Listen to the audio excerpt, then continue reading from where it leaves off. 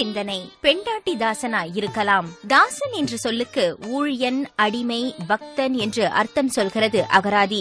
ஆண்மகன் ஒருவன் தன் மனைவிக்கு ஊழியம் பார்ப்பதாக, அடிமையாக இருப்பதாக கருதப்பட்டால் பெண்டாட்டி தாசன் என்கிற பட்டம் தரப்பட்டு நண்பர்களின் கேலிக்கு ஆளாகிறான். ஆண்மகன் சம்பளத்திற்காக அலுவலகத்தில் முன்பின் தெரியாத அலுவலர்களிடம் கை கட்டி அல்லது டை கட்டி ஊழியம் பார்ப்பதை இழிவாய் நினைப்பதில்லை. நேரில் பார்த்திராத அரசியல் தலைவர்களை, சினிமா நட்சத்திரங்களை, பாப் பாடகர்களை தெய்வமே என்று போற்றிக் கொள்வதை முட்டாள்தனமாய் நினைப்பதில்லை. ஆனால் தனக்காக 20-30 வருடம் பிறந்து வளர்ந்த வீடு, சொந்தம், சுற்றம் சகலத்தையும் மறந்து தன்னுடைய சுயத்தையே கணவன் சார்பாக மாற்றிக்கொண்டு இரண்டாம் பிறவி எடுத்தாற்போல் புது வாழ்வுக்கு தன்னை அர்ப்பணித்துக் கொள்கிற மனைவிக்கு ஊழியம் பார்த்தால் அதனை கேவலமாக எண்ணும் மனப்பக்குவம் ஏன் உருவாகிறது?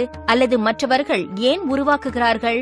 மனைவி என்பது சாதாரண உறவா? அதனால்தானே ஒரு மனிதனுடைய பிறப்பு முதல் இறப்பு வரை எத்தனையோ சிறப்பு நிகழ்ச்சிகள் அவன் வாழ்நாளில் ஏற்பட்டாலும் எல்லாவற்றையும் விட அதிக முக்கியத்துவம் தரப்பட்டு எல்லா உறவு நட்புகளாலும் சூழப்பட்டு வாழ்த்தப்படும் நிகழ்ச்சியாக அவன் ஒரு பெண்ணை மனைவியாக்கிக் கொள்ளும் திருமண நிகழ்ச்சி அமைகிறது. வாழ்க்கை முழுவதும் மனிதன் எத்தனையோ உறவு முறைகளை சந்திக்கிறான். எத்தனையோ நட்பு வழி தொடர்புகளும் ஏற்படுகின்றன. அதில் எல்லா சம்பந்தங்களையும் 2 பெரும் பிரிவுகளாய் பிரிக்கலாம். ஒன்று தாய், தந்தை, உடன்பிறப்புகள், மகன், மகள் போன்ற இரத்த சம்பந்தமான உறவுகள். இவை தானே ஏற்படுபவை, அவனை மீறி நடப்பவை.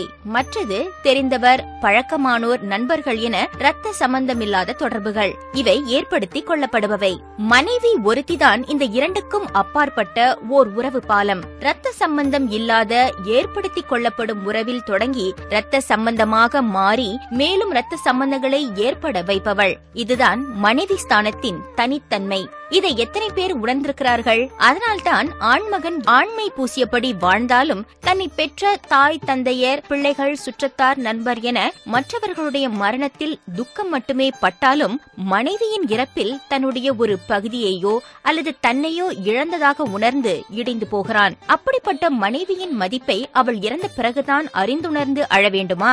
மனைவி தன்னுடைய சிறு சிறு செயல்களால் தினம் தினம் உங்களை பிரமிக்க வைக்கும் சந்தோஷ கணங்களை உருவாக்கும் போதெல்லாம் எத்தனை ஆண்கள் மனம் திறந்து அந்த கணமே தங்கள் மகிழ்ச்சியை வெளிப்படுத்தி பாராட்டுகிறார்கள்? பெண்கள் எந்த கூட்டத்திலும் எவர் மத்தியிலும் அவரை ஒரு வார்த்தை கேட்டுக்கிறேன் என்று சொல்வதற்கு கூச்சமோ தயக்கமோ கொள்வதில்லை.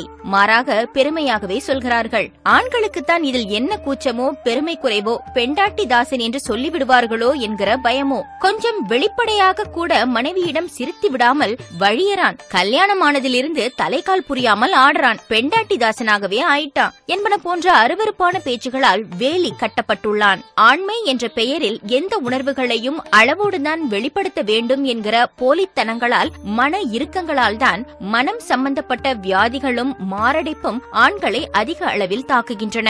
மாரடைப்பில் இறக்கும் பெண்களின் விகிதம் மிக மிக குறைவாக இருப்பது வெளிப்படையான எளிய வாழ்க்கையால்தான். பாராட்ட வேண்டிய கணங்களில் பாராட்டாதது, மனைவியின் சின்ன சின்ன நியாயமான ஆசைகளை கூட நிறைவேற்றாதது, தன் மனதில் பெருகிய நன்றி பெருக்கை வெளிப்படுத்த கிடைத்த நல்ல சந்தர்ப்பங்களை எல்லாம் போலி இறுக்கங்களால் தவிர்த்தது, பல விதங்களிலும் அவளுடைய உணர்வுகளை நசுக்கியது எல்லாம் அவர்களை உருக்குவது தெரியவரும். பூ வாங்கி கொடுத்தாலே பூலோகமே கிடைத்துவிட்ட மகிழ்ச்சியில் புலகாங்கிதம் அடைந்து போகிறாள் பெண். அவளை பற்றி பூவில்தான் ஆரம்பிப்பார்கள். அப்புறம் புடவை, நகை என்று உன்னை போண்டியாக்கிவிட்டுத்தான் மறுவேளை பார்ப்பார்கள் என்று நண்பன், பெற்றவர்கள், சகோதரிகள் என சொல்லித்தர ஒரு பட்டாளமே இருக்கும். அப்படிப்பட்டவர்களின் பேச்சை பொருட்படுத்தாதீர்கள். அன்பை, பாசத்தை, பிரமிப்பை, பெருமிதத்தை அவ்வப்போது வெளிப்படுத்துங்கள். சொல் வடிவிலோ செயல் வடிவிலோ. மனைவி கணவனின் எந்த வேலையிலும் எந்த வேளையிலும் பங்கு கொள்ள தயாராக இருக்கும்போது கணவனும் அவளுக்கு உதவுவதற்கு யாருடைய அங்கீகாரமும் தேவையில்லை. பின்னாளில் ரத்தம் சுண்டிப்போய் பழைய வாழ்க்கையின் ஓட்டங்களுடன் காலம் தள்ளும் காலத்தில் குற்ற உணர்வுடனான வாழ்வை தவிர்க்கலாம் அல்லவா? இதுவரை நீங்கள் கேட்ட காலை சிந்தனை பே. நாயகி எழுதிய தீர்வுகள் நமக்குள்ளே என்ற புத்தகத்திலிருந்து வாசிக்கப்பட்டது.